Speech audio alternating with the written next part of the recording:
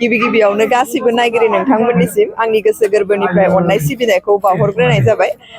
आर'नाइ फिल्म प्रडाक्शननिफ्राय बे बोसोराव दिहुनजानाय सानजारां बर' सावथुननि दिनै प्रेमियार श'मोन जोंना बरबरियाव आरो बे प्रेमियार श'आव आंबो फार्स्ट श'आवनो नायनो मोननानै गावखौनो जोबोर गोजोननाय मोन्दों। बेखिनिखौ फोरमायग्रोबाय आर'नाइ फिल्म प्रडाक्शननिसिम साबायखर बावबाय आंनो बे खाबुखौ होनायनि थाखाय आरो बे सावथुनखौ आङो नायनानै गावबो नायफैनानै थारैनो जोबोर गोजोननाय मोन्दों आरो जोबोर मोजां मोन्दों। बे सावथुननि जोहै जोंनि बर' हारियाव माखासे सोलिबाय थानाय जाथायफोरा बेरखांदों आरो बे बेरखांनायाव माबायदि जोङो प्रब्लेमफोराव फैयोब्ला माबायदि जोंनि गेजेराव प्रब्लेमा फैयो यां जेनेरेसननि दा फैबाय थानाय माखासे सोलिबाय थानाय बियो जोंनि प्रब्लेम समाजाव जाबाय थानाय मोनसे प्रब्लेमफोरखौ लानानै बिथांमोना देखायनो नाजादों आरो माबोरै माने प्रब्लेमफोर फैबा जों बेनिफ्राय बारग'लांनो हागोन बेखौबो बिथांमोना एसे देखायदों आरो आङो थारैनो बे फिल्मखौ नायनानै जोबोर गोजोननाय मोन्दों। जेब्ला दुखुनि सम बेयाव आङो एसे माने दुखुबो मोनफाफ्लांदों बा मोदै ओंखारफ्लांदों जेब्ला कमेडि सिन फैदों बेयाव आङो मिनिफ्लांदोंबो। बे फिल्मावहाय गासैबो इमसनखौ मोननो हागोन दुखुनिफ्राय लानानै मिनिनायनिफ्राय लानानै गासैखौबो मोननो हागोन। आं थारैनो जोबोर मोजां मोनदों बे सावथुनखौ आरो जाय बिथांमोना गाव गावनि जायगायाव दा बे फिल्मखौ देखायनो सानदों बिथांमोना आर'नाइ फिल्म प्रडाक्शनखौ कन्टेक्ट खालाम। आं आसा खालामो गासैबो रायजोफोरा बे फिल्मखौ मोजां मोनगोन होननानै आरो बे फिल्मखौ गासैबो नायनो हायो उन्दैनिफ्राय लानानै गिदिरसिम बोराय बुरैसिम बा फेमिलिफोरजों जिरायनानैबो नायनो हायो। थारैनो जोबोर मोजां मोनसे फिल्म आरो जायखिनि बिथांमोना बेयावहाय एक्टिं खालामदों थारैनो गाव गावनि केरेक्टारखौ बिसोरो जोबोर मोजाङै खालामदों। आं नायनानै जोबोर गोजोननाय मोन्दों। गिबियावनो गासै बर' सावथुन नायगिरि बिथांमोननिसिम रोजा रोजा साबायखर लोगोसे बिथां निउसनिसिमबो आंनि खुलुमनायखौ जासिहरग्रोबाय। आं दिनै बरबरियाव फैनानै जोबोद मोजां मोन्दों मानो होनबा आंनि फार्स्ट श'आनो देग्लायनि सानजारां सावथुनाव फार्स्ट श'आनो बरबरियाव जादों। बेयाव आं दिनैसिम मोनबा फिल्म बानायबाय। मोनसेया फार्स्टआवनो आर'नाइ आगर गैया आर'नाइ दाउखा बिदै सानबोलावरि आरो देग्लायना सानजारां। बे आंनि सावथुनखौ गोबां मानसियानो अनसायदों आरो आं जोबोद गोजोननाय मोन्दों। गासै सावथुनखौबो अनसायदों आरो देग्लायनि सानजारां सावथुनखौबो बयबो अनसायगोन होननानै आं मिजिंथिदों। बे सानजारां सावथुननि गुबै बेखौ बेरखांहोनाया जाबाय जों दानि सोलिफुबाय थानाय ड्राग्सनि सायाव माबोरै मानसिफोरा ड्राग्सखौ बाहायो आरो बेखौ मोनजायाबा माबायदि जायो आरो इयुनाव मा जालांगोन। सोरबा सानो माने ड्राग्स बाहायनाया इयुनाव हामा, खिन्थु बे सावथुनाव जोङो मोजां जानायनि राहाबो बिनि लामाखौ दिन्थिनाय जादों। लोगोसे गुबुन हारिजों हारि माबायदि मुगैलायो बेफोरखौबो बेयाव बेरखांदों आरो गोबां दानि सोलिफुबाय थानाय बे सावथुनाव बेरखांदों। नोंथांमोना नायनानै जोबोद गोजोननाय मोनगोन आं बेखौ मिजिंथियो। बेखौ जोंनि धेमाजि डिस्ट्रिक्टनि प्रबिन मैथा बर' बिथांनि डिरेक्सन स्क्रिप्टआव बे सावथुना जोनोम मोनदों।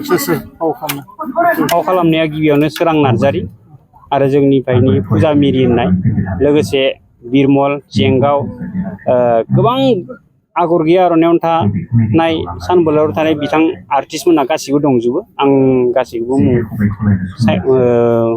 बुंलायला मख'जोबलायला। बेयाव नोंथांमोना नायबा निस्सय गोजोनगोन आरो नोंथांमोना नायगोन आरो नायनानै मोजां मोनगोन बेखौ आं मिजिंथिबाय। दासिम बेसेबांसो कन्टेक्ट जाखो बुकिं? दासिमथ' बारा जायाखै, देग्लाय एसे स्ल' जादों। ओरैनो 50सो जाना दं। 50ता माने एडभान्स हरनायदो लोगोसे रायज्लायनायदो आरो बेखौ होनबाय।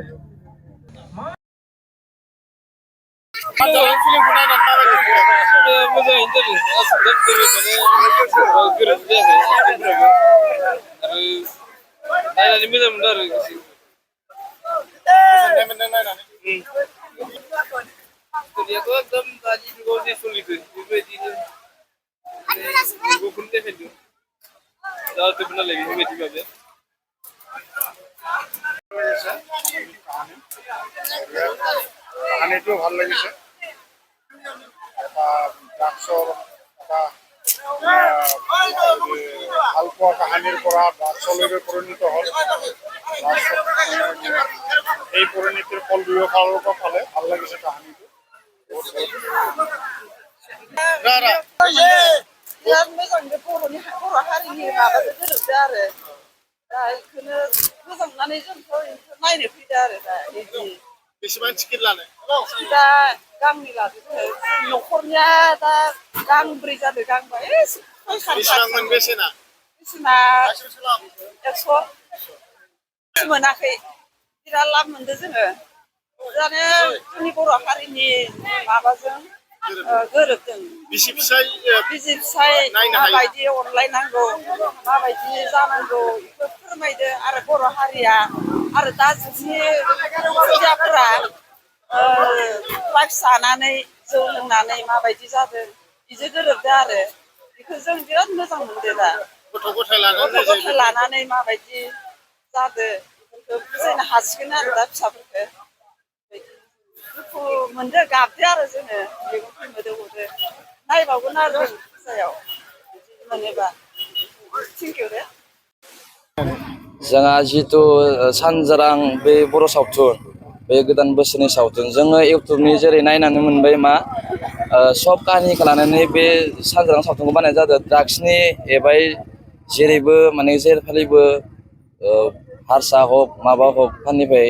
ड्राग्सनि बागैयाव बुंनाय जादों बे सावथुनखौ जुदि जोङो जोंनि बे बरबरि ओनसोलाव बे सावथुनखौ जाय जेरै बिथांमोनाबा सेंग्रा हक बोराय हक बुरैफोरा नायनानै जाहाथे बुजिना लानो हायो होननानै जोङो निजेनो जों सिनै सानै लोगोजों जोङो एकदम रायलायलायनानै जोंनि हिन्जावनि जोंहा बै जिथु ग्रुपनिजों मा नाम मोनलाय ग्रुपआ गेस्ट्रिक ग्रुपआव जों हिन्जावफोरजों रायलायलायबाय एक गति जाबाय दे लाबोबा नोंसोर लाबोदो बे होननायखौ जों जाहाथे जोंनि ओनसोलाव ड्राग्सजों बुंफुंबाय आजिखालि बुंनोथ' जोबनो थाङा ओरैबायदि माने लोंनाय जानाय ड्राग्सजों ओरैबायदि आलाय सिलाय बिनि थाखायनो जोङो जाहाथे बे सावथुनखौ नायनानै मानसिफोरा रायजो राजाफोरा सोलायनाय मोनगोन खोमा बा बुजिनाय मोनगोन खोमा बुंनानै साननानै जोङो बे सावथुनखौ जोङो लाबोनानै दा रायजोफोरनि अनसायनाय मोनदों आरो लोब आरो बै बोथोरासो बाय बोरैबा खामाबाय बे हला दिनै गावस्रुलाङो नङाबा ओरैबायदि लोब बेसेबांसो टिकेट फाननो हादों नोंथांमोना टिकेटआ जोङो फाननो हादों जोङोथ' होखानाया फैबावासैसो 1200सो जादों आरो 1200 1300सो थांदो दे 1300सो थांदो आरो ओरैबायदि लोब अखाया बाय गुलमुल खालामनायखायसो नङाबाथ' हला दिनै गावगुलाङो नायना जोबोर मानसिफोरा मोजां होनदो जोंबो मोजां मोनदो नायनानै बिराद मोजां मोनदो आरो